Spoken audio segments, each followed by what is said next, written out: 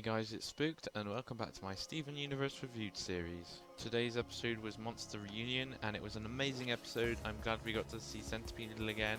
I thought we would have seen Centipedal's return and joining of the crystal gems, but it turns out we didn't, and we only got to see her for a while, as Steven's healing powers don't fully work against corrupted gems. This episode brought in some more backstory on Centipedal and the Gem Wars, and how the diamonds acted to all the other gems, and how the diamonds led them all into a trap in which they corrupted them all. But without further ado, let's get right into the episode. So this episode starts off with Steven finding out MC Bear Bear in fact has a rip in him. He kisses MC Bear Bear, telling him that everything will be alright, and miraculously, the bear is healed, and the rip is repaired. This is a return of Steven's healing powers, in which he lost back in the episode House Guest. Steven is excited to learn that his power works again, and begs Garnet to go and heal Centipedal.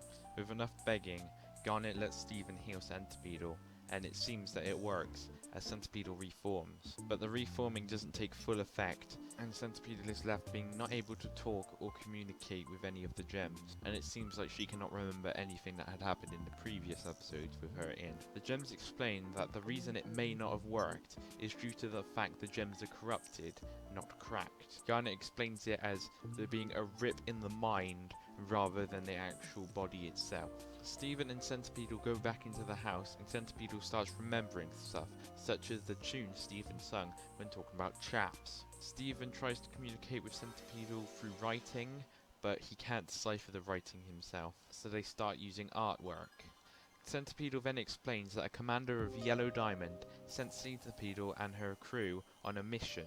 The mission was to build up the kindergarten, and while they were building the kindergarten, the Gem Rebellion was happening. Her and her crew and other Centipedal ships were stuck in the war, and all the other Centipedal groups were destroyed, while Centipedal herself got disconnected from her crew, leaving her stranded. By the time her and the other fleeing gems had made it to the cliff, another gem commander gave them orders to retreat. The gems followed that command and made it back to their ships, but what they didn't expect was a bright shining light shone down upon them. This was caused by the Diamond Authority, corrupting the gems as they were deemed useless. This really represents how power-worthy the Diamond Authority is, seeing as they just kill off gems without any negotiation. Centipedal then starts to reform into her old corrupting self. She tries using the warp pad, but it won't work as she is corrupted. Steven takes her to the location she wants to go, and as she goes, she starts deforming even further. They manage to make it back to the ship that she had came down in, and inside 2 other Centipedals from her crew remained. The gems arrive, and by the end of the episode, Centipedal is once again happy.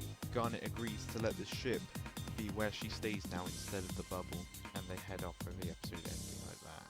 So now let me move on to the things as usual that I liked and disliked about this episode. Well, I of course love the backstory. I love any backstory episodes, as it goes deep into the lore of Steven Universe and brings up so many new theories in the community and questions that need to be answered.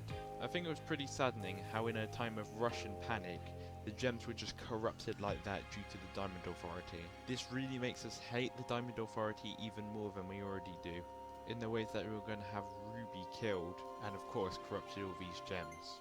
Another thing I liked in this episode was of course Centipedal. Centipedal was a great character in this episode and I loved her. She was very cute. I'm hoping we will get to see more of her when she can be fully healed and there's a way to uncorrupt the gems. Having her as an addition to the crystal gems will be a great thing, and I'm glad we got to see more of her character.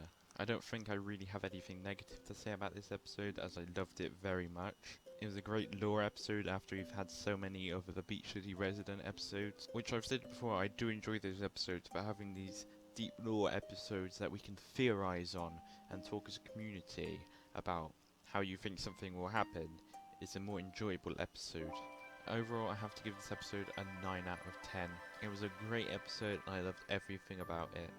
But anyway, I will see you guys tomorrow for my review of Alone at Sea and hopefully Greg the Babysitter.